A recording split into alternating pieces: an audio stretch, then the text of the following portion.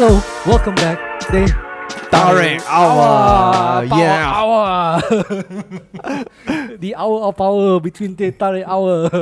Because for today is the first day of September, right? Our recording, based on our recording, is first day of Today is the second day of September. second days. But it is our first recording of September. Yes. As always, it's your two boys. The two boys. Ah Kit.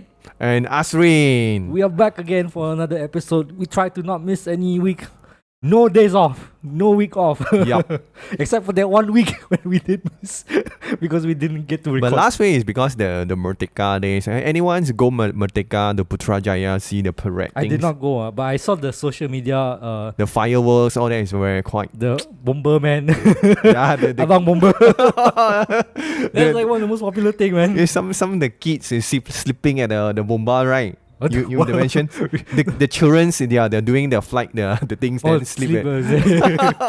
No, this year I usually the bomber is just the guys ma. Nowadays they added like female bomber. Oh, so nice.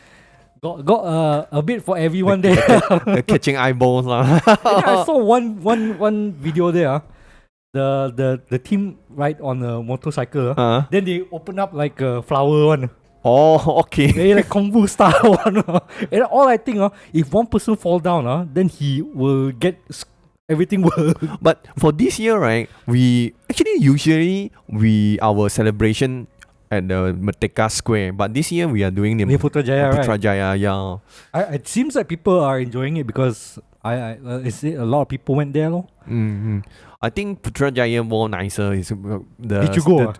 No. Oh no, you were in China. No, in China. China man lah, this guy. I went back to my wife's hometowns and have just visit my relative. Huh? Are you Malaysian? DAPC Malaysia, okay. I'm quite Malaysian, you know. DAPC Malaysia, okay. So but funnily enough, we talk about going to China. Actually today's topic we want to talk a bit about China. In recent news, there's been some China development, and also the fact that you went to China recently, right? And you can provide some unique perspective over the fact that you used to live in China before, before the pandemic, and then and way before that, lah, right? I can compare to do the comparison for before the pandemic and after the pandemic. I think also you went to China during the time China was very big. I would say China economy was growing at the time, right? That time I went to China is 1 ringgit equal to Chinese yuan is 2 Chinese yuan, you know. Now it's 1.6. Yeah, man. This is the sad point. Why China renminbi go down, is it? Go up. Our ringgit go down. I mean, that's because our economy is not doing great lah, in the sense. But that time, actually, I recap back the 2015-16 that time. Yeah, that's a good thing we can talk about. Let's talk about your experience living in China back when, China was considered a legitimate threat to US economy and whatnot.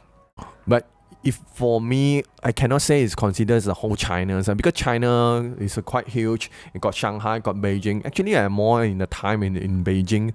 The expenses, all that is for now is extremely expensive for now. See, the thing is, right, whenever you say that, I always consider it because Beijing, right? But Beijing is kind of like saying that you only live in KL, or if you only live in New York.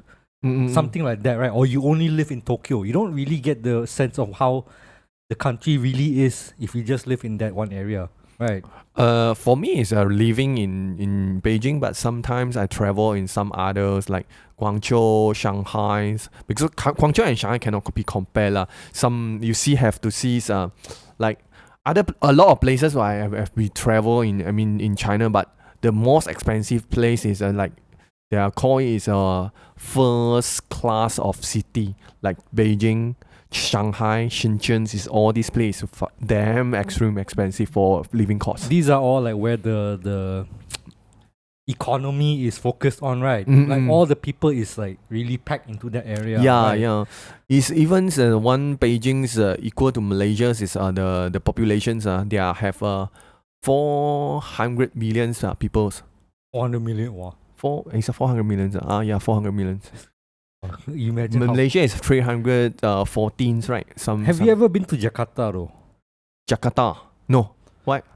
Because it sounds kind of cramped in How I mean population in I don't remember the Jakarta. Population in Jakarta now, but back in the day it was quite packed lah, because again back then, like, I used to live in Indonesia back in the like early 2000s early 2000, yes. and at that time Jakarta was the only viable economic center for Indonesia so everyone was living there and I can say without a doubt that it is very packed, like very stressful to live in that kind of city unless you're very rich, and if you're not rich then you are struggling a lot, and then people are either living in like very sad places or very like rundown places, or they live in expensive houses.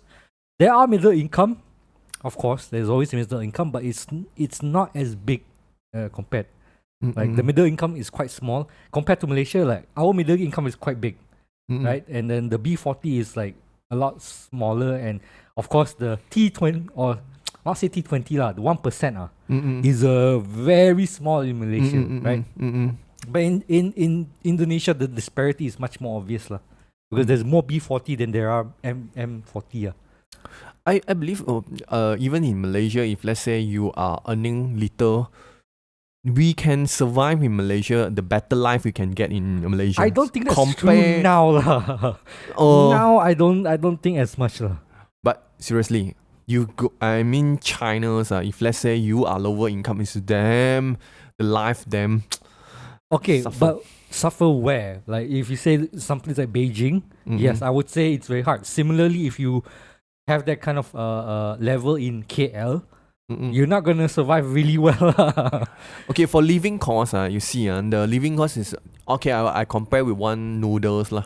If let's say in Malaysia you eat a normal noodle is about 10 ringgit, you can get a good meal, is it?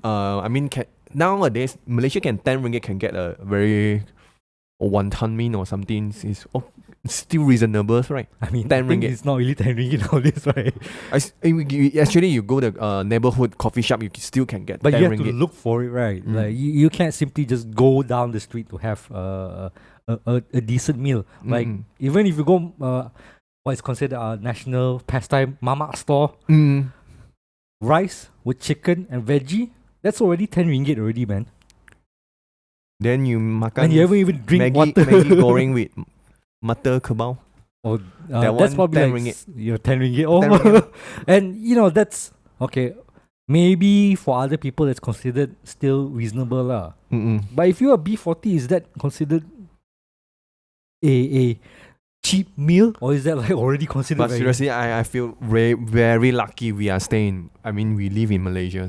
Damn, if let's say you go China, the costs are damn expensive. I know in 2016 or 15, that times, the Kuala Lumpur, the expenses is almost like Beijing's. The time we are spending, like very parity. Yes, it's still same like that. But today's 2023 today, we have a compare. Not really now. Our Malaysia is more expensive in China. Yes, already, right? even your living cost, you rent a room, even you just have a decent proper meal, just a noodles. Everything is a higher price. But again, it's you're focusing it on urban areas, Beijing, Shanghai, or Shenzhen, all these like major metropolitan areas lah. The first class city, they have got over city. First class, they're more than over first class. They mentioned. I mean, in comparison, KL is we would say a first class city lah, right? The first class.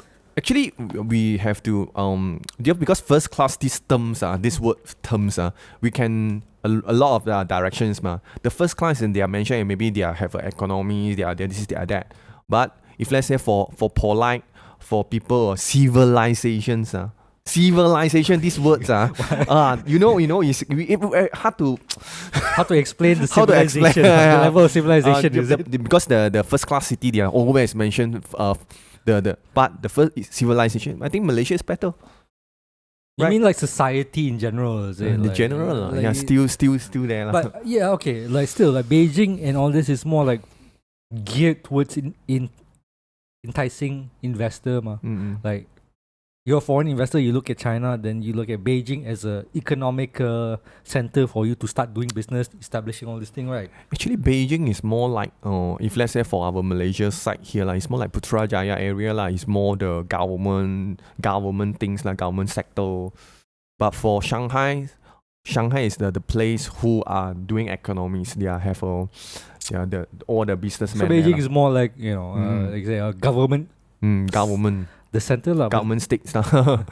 But even then, it's like you say, it's expensive to live there. Mm-mm. But is that parity with how much you get paid? Okay, pay is very depend on the persons, right?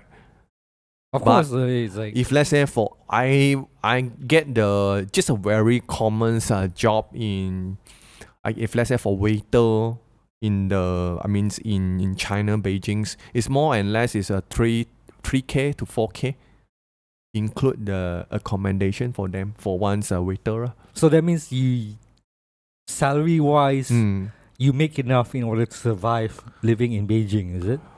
Oh, Beijing. You want We have to focus on the idea that like you as a Chinese living in Beijing, like working. Okay, it's very difficult for people who are living. If let's say for you are the blue collars, or you are not earn enough, you stay in Beijing, because the damn expensive you living in Beijing. So you will live outside of Beijing then. Yes, outside their coins after 5 ring route. After 5 ring route, which means it's outskirt of Beijing. But every day you have to travel Into Beijing to come work. to Beijing Central for work. How is it any different from Malaysia, from how it is in Malaysia right now? Because it's similar in the sense that people work in KL, but they live outside of KL, right?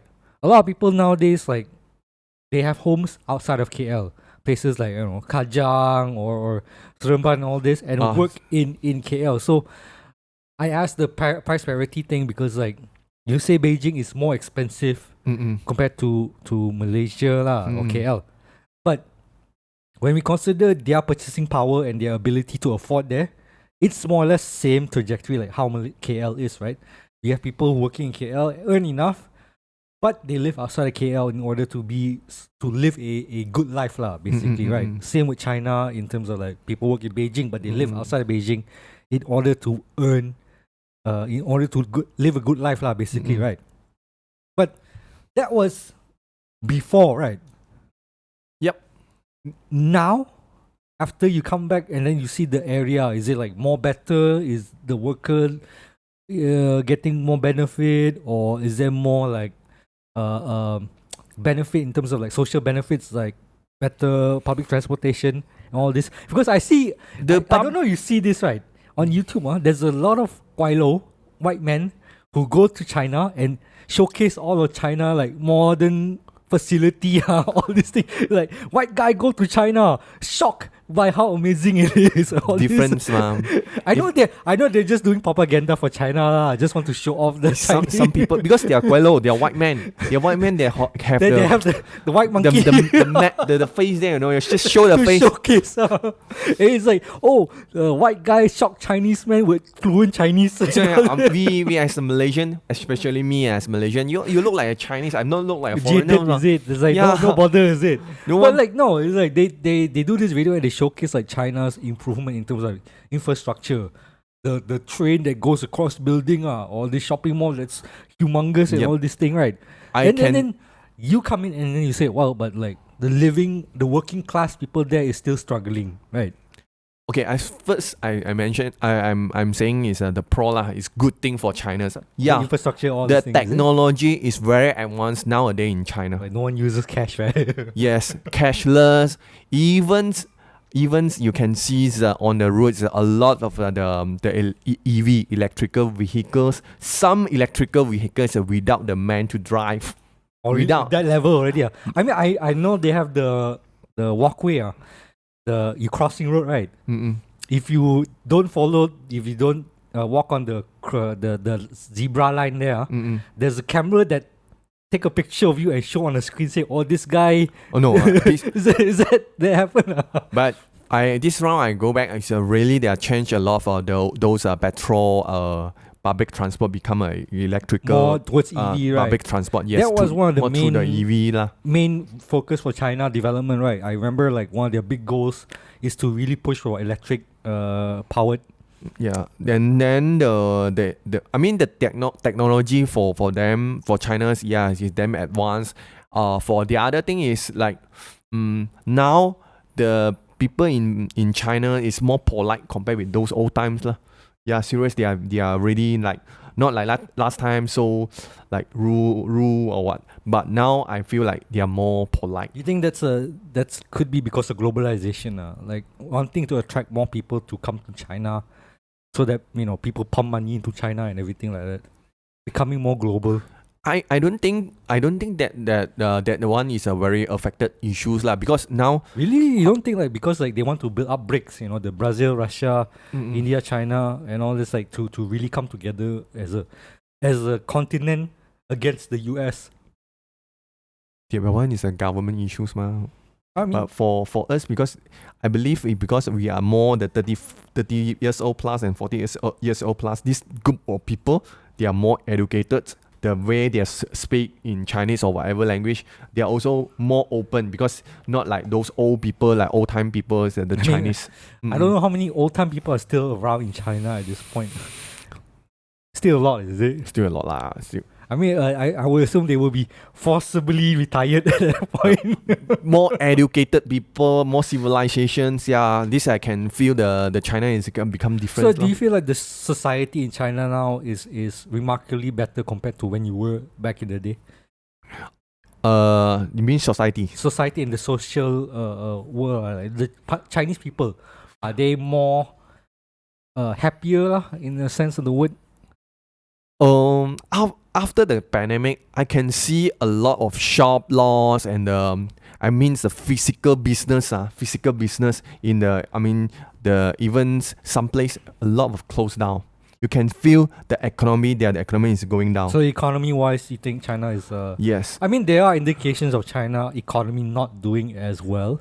Some of the things like the property developer. Yes. There's one property developer. Actually, no, two, I think, right? And one is I know the Chinese name lah. One is a Hengda. I don't know whether you know the Hengda is one of the the biggest the properties developer in China. China, right? The other one is the JB. Our side here also have one.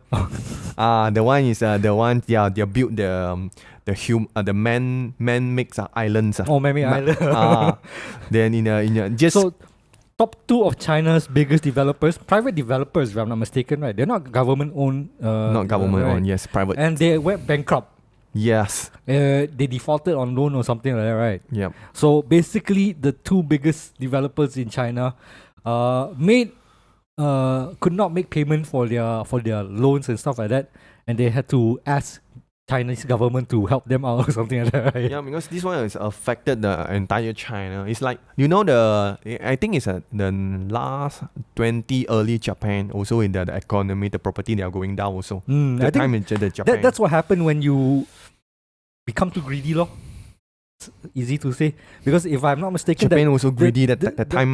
Yeah, that's why like the property development, if I'm not mistaken, they don't just do development, right? Property, they also invest in other things, like theme parks or TV stations all these things.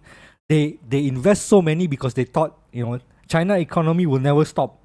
China economy will never downsize. They will keep growing. Because that's how capitalism works. You just keep growing infinitely, right? They are not capitalism, No. You would say like, oh, China is a communist party, right? But it's not a communist economical perspective.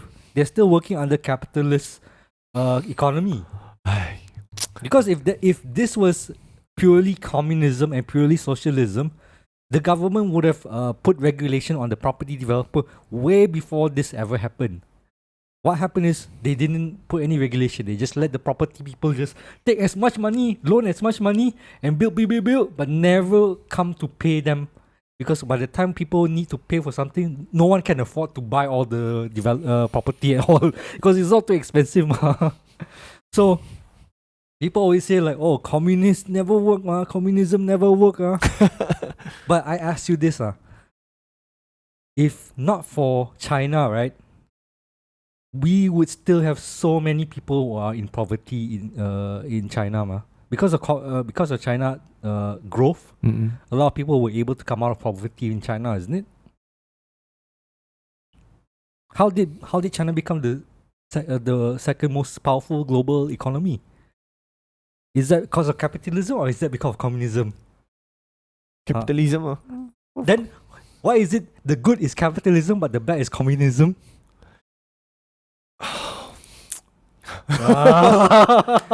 See? No. It's because I think last time their presidents it worked in differently. Now they will come back going back the Chinese communist way, is it? Yes. Yeah, you see but this happened because during that period. It's not like suddenly overnight change in government like that.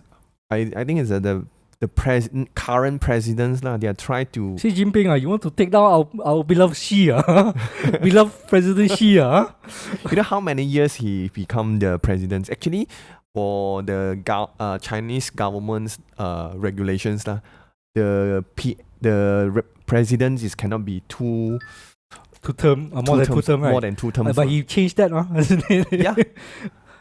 Okay, look. Just because I write for communism doesn't mean I support President Xi, okay? But let's be honest, Xi is a cute guy. Why? He looks me. Later this video with censorship, Wait, I'll bleep that. But we're not looking at the leader yet, okay? President Xi, what's up, Beijing? That guy, he's an issue on his own. But for us to just simply say like China is doing bad because of communism, but doing good because of capitalism, that's just a very the Chinese, the China growing up, it's not because of this Xi presidents, he go to do the China's the growth. He single-handedly do all the thing. Not he what. But of even course, even after we come back to 10 years, he worked only 10 years only Before that, not he The other guys is called who already the before him. I don't remember. But anyway, I only know my favorite is the other guy, Mao Zedong. Chairman Mao, my forever revolutionary. Nowadays even Macau, you can see Macau compared with those last 10 years back Now it's more Chinese. All the people in China they're going the Macau to open the restaurant. Look, I still disagree with the idea that suddenly Xi comes in and then all of a sudden the focus is not towards capitalism anymore. He still is on the capitalistic side, man. If not, why we still have China trying to do investment with like Saudi Arabia, all this thing, and still allow for production of Apple silicon chips and producing the Taiwan's microchip and all this, chip factory. There is still the same capitalism there, and the property burst is because of capitalism because they expected infinite growth. But maybe his ability, his ability. His ability as a president. No, his ability is cannot make the whole country to move Maybe these are the other issues He's not the capitalist. You say it's not. He is the capitalism guys Maybe he's not good capitalist. Is it? Yes, not good in capitalism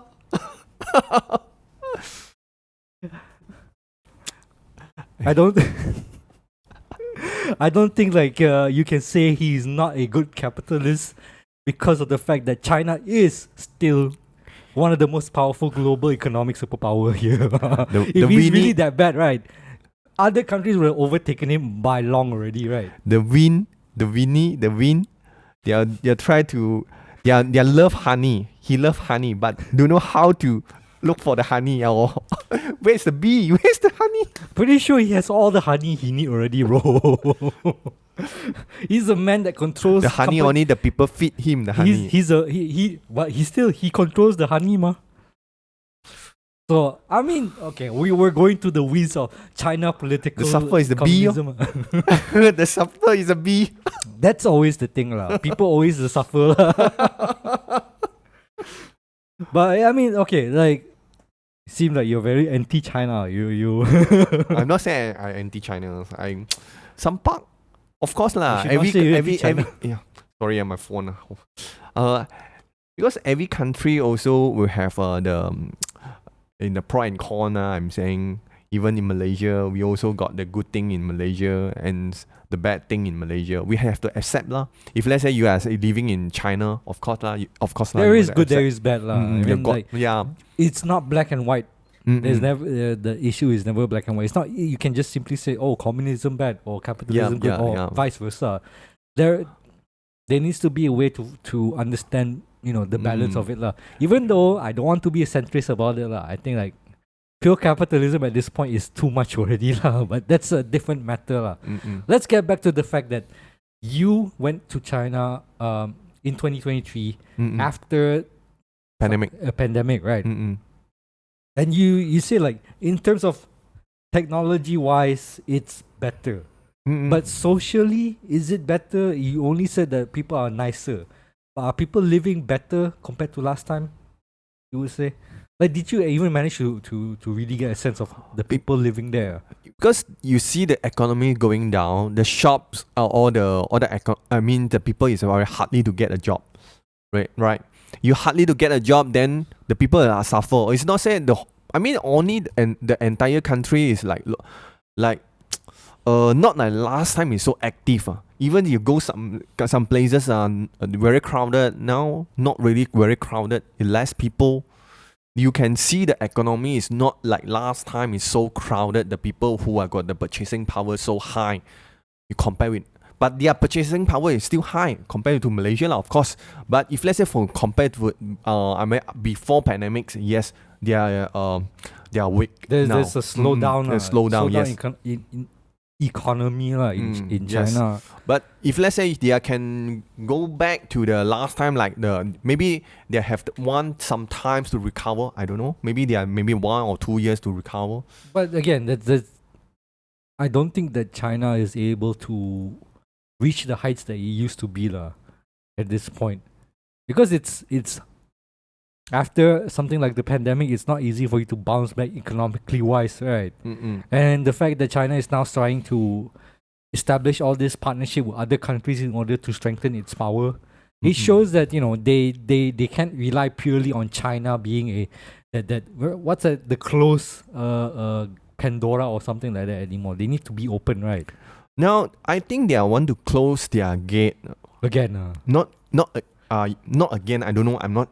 Back when the kingdom of heaven there, right? They want to close the gate. They want to ask all the people who are want to spending monies or who want to travel or they want to spend in China own country. That's why they build all the sell. Circling the recycle their pump own the money back into the China economy yes. That's why they build all the Fan Paris Disney, New York, Disney. Shanghai Disney so everything is all in China. You can just stay in China, right? But for you want to go Shanghai Disney or Japan Disney? Japan. I prefer. I always wanted to go Japan. But both are expensive lah. Okay. Well, maybe Hong Kong cheaper. Hong Kong cheaper? Not really. Bro, Hong Kong cheaper. What universe you talking, bro? Hong Kong also expensive, bro. All is expensive lah. To be honest, everywhere is expensive lah. Except Malaysia lah. Maybe Malaysia we want to build a Disney. What? Yeah, I remember when Malaysia built a Disney. No, I remember one time someone said that we were going to build a universal theme park or something like that, right? I don't think Malaysia can do a universal because universal they are in Singapore, right? I think Malaysia can build a Disney. I remember in the news somewhere I read that Malaysia got built in Putrajaya. Someone said that we were able we got the license to build a theme park, a really big theme park in Malaysia. But apparently the guy salah cakap, misspoke. He said, no, I just say it's like a suggestion only. Even though he said, oh, we got the rights to do it, but then they never really got it actually. Can't remember what it was lah. I need to search it back and then I'll put it there or something. But yeah, even then, I don't think Malaysia would be a good place for entertainment because we have the high entertainment tax, 25%, 25% entertainment tax. How come Malaysia entertainment tax so high? I don't know, but the thing is, right, I don't mind the tax is high if the money goes back into expanding what is needed for the entertainment industry. Like you say, 25% entertainment tax. If that money goes into building better stadium or to fund more musical concerts and everything like that, then okay lah. But high tax, but money go where? Don't know. That's the problem with our country lah. Go our politician pocket lah. Well, they need that nice car. Oh, sorry we'll take a 5-minute break. No, I just my phone. Sorry My man, Ah Kit is so busy after coming back from China. The Chinese CCP is calling him. Ah Kit, where are you? Why are you saying bad things about China? Is it? No lah. But I mean, it's not without reason lah. China is receiving criticism. More recently is the fact that the 10-dash line. Yeah. I don't know if you know. They claim the South China Sea. South China Sea. There's a line in maps that shows like the power or the boundaries of China's controller basically, and there's been contention about where the line ends and where the line stands. Affected the Kuantan. Certain countries are affected. Sabah, Southeast Asia countries are affected by this, right? Recently, China released a new map, or Beijing released a new map, and apparently they decided to increase their line to include certain countries, particularly Southeast Asian countries, and particularly Malaysia as well. I mean, some countries like I think Philippines, India, and all this affected, but Malaysia is also affected lah. Now, here's the thing. Most people don't even know what is the 10-dash line actually. Like, were you even aware there's such thing? I aware before, but I don't think this is okay. Some people are aware lah, but this news is for people who are living in sea, to the Nelayans, the fishermen, affected a lot. Yes, right. Because like they're worried if you cross the line, yes, you're going to the country territory and then maybe like fishing on their territory, right? And then you can get caught. But I think this one is very nonsense things. Because very nonsense. If let's say, because our country is small, our dash line also small, right? Our land. But we don't know who can make that claim effectively or in an official manner. And this can be a very sensitive topic because the Barbie movie had a map that showed the dash line, which is towards more on the China side. And then Vietnam banned Barbie because they don't agree with that 10-dash line. This can be a very sensitive topic to countries, particularly in Southeast Asian countries. Yes. So, you might not think it's a big deal, but for some people it's a very big deal, and for Malaysia it's big enough. Of course, very big news. Big deal. I mean, like, average person wouldn't know, right? Like, if let's say one day the China's claim all the seaside is for China's, our fishermen we do nothing lah. We die lah. Our fishermen go to catch fish. The tax is higher lah. Our eat satu ikan, that one is for pay the China tax. We have to pay China tax. China tax. Then we can get the fish for makan. Of course, but this is the thing. This is where diplomatic ties come into play. Yeah, ideally you have a rational conversation with them and say like, okay, you can't do this. You can't simply make a claim without saying like that. But China is known to make these claims. Like the Japanese Chinese island that always continue to still being contested against, right? There's a island that's like in between China and Japan. And okay. And they're always complain, oh, this is China island. Oh no, this is Japan island, and all this like. it is a sensitive issue when it comes to the boundary lah. You know why? How come US they're not saying anything about this thing? Why? The islands the US after the World War, why they don't claim this land is belong to Japan and this land why they don't do the border? Actually, it's the US What's the motive the US want to do? Wait, US doesn't need to do anything because they already have a base in Japan, ma. There is a base in Japan. So there is a base in Singapore. I mean, they have base there. That's why they want to do the 10 dash line. The China, you want to put. You don't know, man. Their US army. is protecting democracy, okay, from the communist agenda. Philippines also got the army, the navy. US navy. They want to protect the world, freedom, you know. Says protect, but after that, the amount he's saying is a protection. No, they just want you to pay. They just want you to justify them putting more money into military power, ma. You know the Taiwans they're selling all the weapons the army weapons to. Okay lah, you're talking like conservative right wing from US Oh, China is trying to conquer the world China is there will be war between Taiwan and Actually, China. two also evil ma. I mean, one is the east evil, one is the west evil ma. Super evil lah. Super evil. Our Malaysia, the small country, is a mangsa. A lot of the country leaders is just like evil people. Wow, why are we talking about the world? We are talking about China right now. But I mean, now you're talking about China in the government level or the state level or the leader level. We're not really talking about China people or the actual people working day or living day to day. A lot of them probably like just want to have enough to live and then have good benefits, social benefits, right? And to that, I ask you as we wrap this up, right? I want to ask you, like, is the people of China, at least the short moment that you went there, are they happier now? Wow, these questions how because you see so I asked 100 people. Of course, it's got people who are complaining their government. Even in Malaysia, you're happy now. I'm asking you, no, our government is so bad. But same thing applying to China. A lot of people also, they are not sacrificed the government. The thing is, they cannot say they are not satisfied the government. They have to, our government is still good.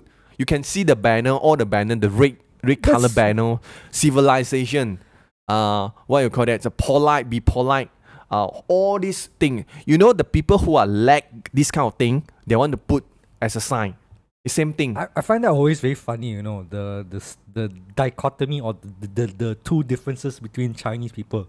In one sense, they're very unhappy with the government, right? Like the way the government is acting and how very authoritative or very menacing the government is, right?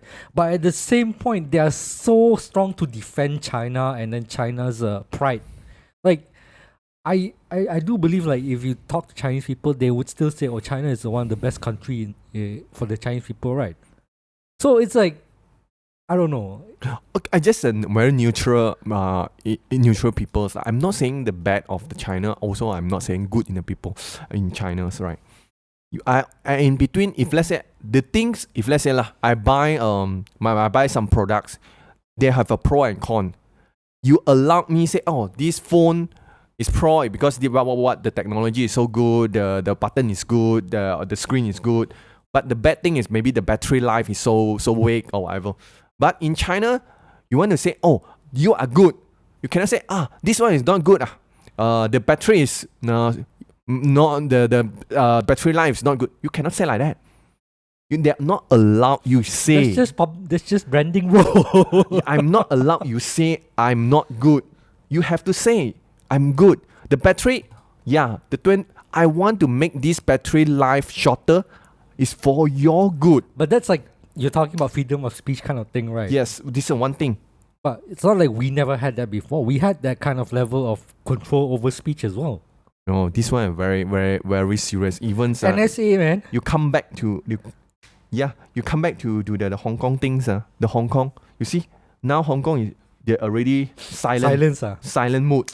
You can see that all the China, the Hong Kong people, where the Hong Kong people go. The protests are the last time. Yeah, the protests. Gone already. They're not a protest. They all died from the pandemic, right? They already migrate or whatever lah. I don't know lah. I mean, I'm not saying China is a beacon of good and humanity. There's still human rights abuses that happens in China. But that doesn't mean that they're not doing their best to, or at least the people there are trying to improve their life there. They cannot get any criticize from people. Their own people also cannot criticize. We can criticize our own country. You can say Malaysia whatever also can what. The next day maybe you get a I don't know. I don't know, maybe. But it's still the freedom is still there, but it's not of course it's over lah. Compared to like China, maybe like yeah. But even in Singapore, the same thing. You cannot say Singapore government is not good. Well, so five people you gonna caught. At the end of the day, the freedom of speech doesn't exist. Only in America. Only in Malaysia. Malaysia also can now. Okay, I think that's enough for our topic on China today. Any last word you want to talk about China? No, next time I ask you to come with me and go China and see. We should do an episode in China. Yeah, because the different perspective. Because because I'm Chinese. Because my wife also is Chinese also, so our perspective is very different. How you know? Maybe I become a very super supporter of Xi, President Xi. Okay, one thing I want to very clarify here and verify here is I'm not saying I'm anti-China and then I'm not saying China is not good. This thing. One thing is I be a natural. I'm talk a truth. Good is good, bad is bad. Something is very good done in China. They do it very well. Yes, there's some good like the China bullet train or their infrastructure and everything. They really pump the money back into the people. Yeah. But there is the level of governments that's a bit overboard. There is good side, there is bad side. There one Uyghur problem. There are issues there. Because every country also got issues. I mean, we have our own. How we treated Rohingya, remember that one? And also our level of corruption in our country. Like, we have a good, which is, the people is a very united people, I would say. Well, now maybe not so much. But we used to be a country of unity, and we have world-class facilities as well. Now maybe not so much. But like, we have some goods, we have some bads. Same like China, they have some goods, they have some bad. Only their really good is very good, and their bad can be very bad also. Extreme lah. Very extreme lah. Extreme lah. So we'll wrap it up with saying that maybe one day in the future, Teh Tarik Hour in China. Who knows? Who knows? But anyway, thanks to anyone watching again on another episode of Teh Tarik Hour. Again, if you guys enjoyed this episode and our Sohai talk, do like, share, and subscribe. Yes. And everything. Please subscribe our channel. We need more subscribers. We want more tokens. We want money. I mean, China willing to pay for us, we can do also. Okay lah. Until next time, we'll see you guys. Goodbye.